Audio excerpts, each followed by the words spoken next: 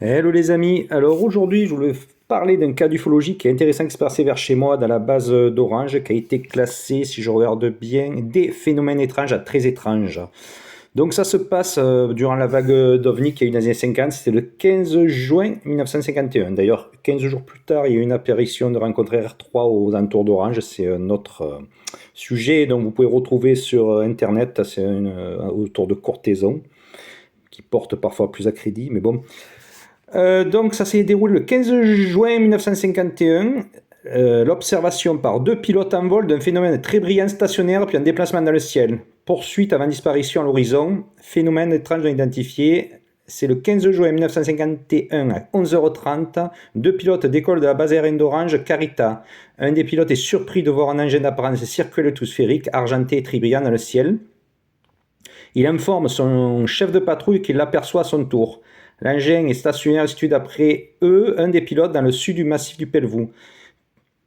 Les deux avions vont le poursuivre. Donc là, ce qui est plus simple, j'ai retrouvé, on a le PV directement de 1951. Donc là, c'est carrément deux pilotes de l'armée. Donc vous voyez, ministère des armées, ça a été tapé le bureau scientifique 4 juillet 1959. On a tout, la copie. À l'état-major, ça a été envoyé, le bordereau d'envoi. Donc là, vous voyez bien, copie du compte-rendu établi par le lieutenant et compte-rendu du colonel commandant de la base aérienne d'Orange. Donc c'est pas des plaisantaines, les gars, c'est sérieux. Hein.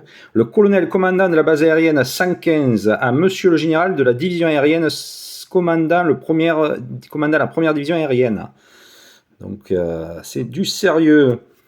L'objet engin bizarre circulant dans l'espace aérien de la base aérienne d'Orange Carita. Donc là, il a envoyé les PV des pivotes.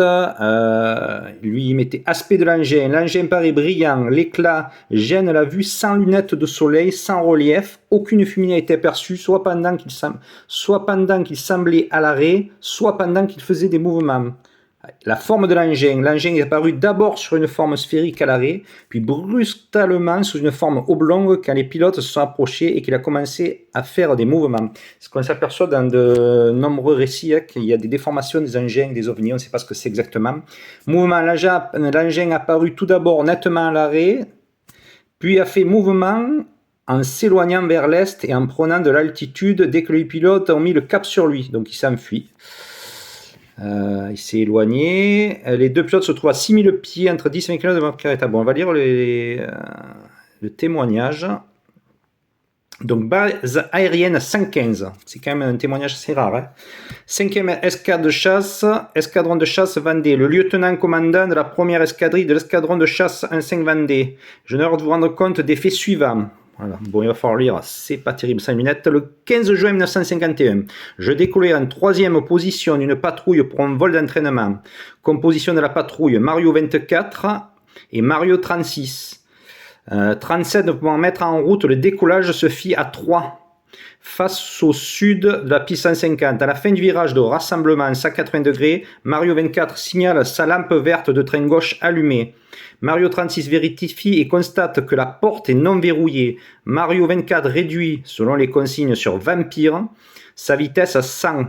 Pendant 5, non, je ne sais pas exactement ce que ça vaut.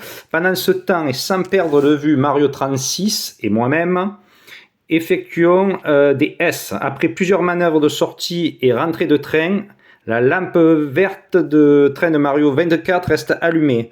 Je lui donne l'ordre de se reposer. Nous sommes à ce moment dans le nord du terrain à l'altitude de 6000 pieds.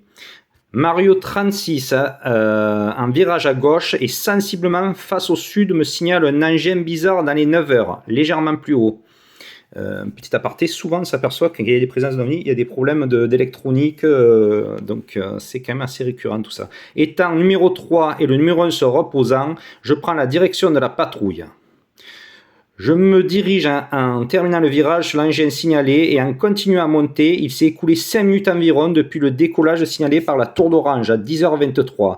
Pendant 2 minutes environ, l'engin ne paraît pas bouger. Ayant cru au début à un avion, je me rends compte qu'il n'a aucun déplacement. Me rapprochant, sa forme me confirme être d'apparence ronde, de couleur argentée. Je constate qu'il est très brillant en enlevant mes lunettes de soleil. Rendu à l'altitude de 10 000, j'ai l'impression d'être à sa hauteur. Il se trouve apparemment dans le sud du massif du Pelvoux et pour nous dans le prolongement des sommets enneigés du massif. Nous sommes au cap 80. Je prends à ce moment-là le vol horizontal et garde le régime de montée. L'engin prend alors une forme elliptique et commence à monter sous un faible angle. Voulant essayer de le rabattre, je continue à monter sous un angle très faible. Il devient de plus en plus petit. Je le perds de vue un moment pour le revoir ensuite sous la forme d'un point sur l'horizon. Il est totalement perdu de vue au bout d'environ 6 minutes. Parti au nord du terrain d'Orange au cap 80, il est à remarquer que je n'ai pas eu à changer de cap à partir du moment où il a commencé à se déplacer. Durant toute la poursuite, terminée à l'altitude de 16 000, ma vitesse n'a jamais été inférieure à 250 knots. Au moment où il a disparu, je me trouvais à la verticale de Serres, sur un petit puec affluent de la Durance. Dans sa position initiale, il se détachait apparemment à la même vitesse, à la même altitude que les sommets enneigés du Pelvoux. Donc c'était le 15 juin, donc copie certifiée conforme. Hop, qu'est-ce qu'on a d'autre? Alors là, on a le sergent-chef de l'escadron chasse 5, base aérienne 115, objet que le compteur à nu. Alors, le 15 juin 1951, à 11h23 local, décollant en deuxième position du terrain d'Orange Carita au QFU 150 pour vol d'entraînement aux patrouilles, je rassemblais à gauche, blablabla. Ce dernier, au bout de 2 à 3 minutes de vol, signalait par radio que la porte gauche de son train d'atterrissage paraissait ne pas être fermée. Je vérifiais et lui signalais qu'en effet, elle n'était pas comme fermée. Je n'ai qu'à partir de lui pour lui permettre d'effectuer les manœuvres prévues en tel, comme à ce moment il réduisait consciemment sa vitesse. En cabrant son avion, mais que je conservais mon régime normal de montée à 240 knots. Je lui passe devant lui et pour ne pas perdre de vue, j'écrivais un S autour de lui. Donc là, c'est la version ainsi. Pendant la position d'allié gauche à celle d'allié droit, je me trouvais à sa droite en virage de gauche. Bon, on va passer un peu pour voir l'engin. Hop. Là, plus haut que moi, un cap dilamé. Sans aucune utilité, je retrouvais dans le ciel la chose en question. De cette nouvelle observation, il résultait ceci. C'était un engin qui, vu sous cet angle, avait une apparence circulaire. Il aurait pu aussi bien être sphérique.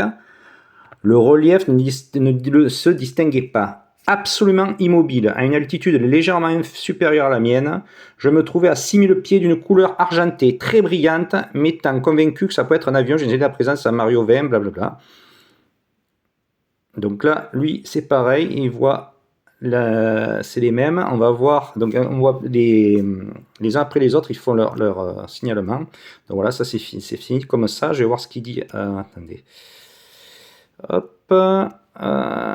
Donc l'autre l'aperçoit aussitôt et prit le commandement de la patrouille, tout en continuant à virer à gauche, ce qui nous mettait exactement dans la direction de l'engin. Ce dernier ne bougea pas pendant la durée de cette manœuvre, donc là il est immobile, on dirait qu'il les regarde, et ce n'est que lorsque nous avons mis le cap sur lui, cap 80, et au bout de 2 minutes, que je le vis bouger. Dès qu'on s'approche, en fait, ils disparaissent, c'est assez récurrent.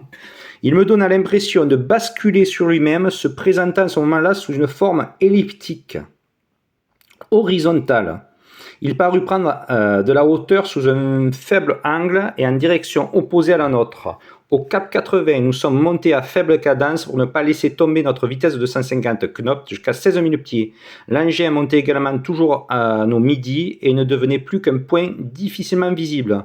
À un moment, ayant regardé mon CP, je le reperdus de vue, mais je le retrouvais et je le signalais à Mario 20 qui le revit lui aussi. Mais presque aussitôt, nous le perdions totalement de vue et au bout de quelques minutes, toujours au cap 80, nous avons fait demi-tour vers notre base, le temps total pendant lequel nous avons en vue, non compris mon observation personnelle, 6 minutes quand même. D'après mes estimations personnelles, Jeannet se trouvait, quand je l'ai aperçu pour la première fois, à une altitude comprise entre 10 et 12 000 pieds, à une distance 60 à 100 km. Pas au-delà de 100, estimation par rapport au massif du Pelvoux. Voilà. Donc, c'est un des rares témoignages des années 50, donc... on peut voir qu'il y a l'engin, il ne se laisse pas approcher, il n'y a pas forcément de fumée. Il y a toujours cette couleur un peu argentée et métallique.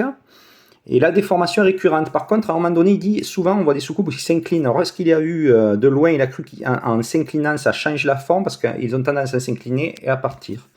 Donc voilà un témoignage de pilote très intéressant, et on ne peut pas dire que c'est des mensonges, car là, ça a été validé par les commandants, les généraux, et des pilotes qui sont fiables. Voilà les amis, à une prochaine fois pour une autre enquête.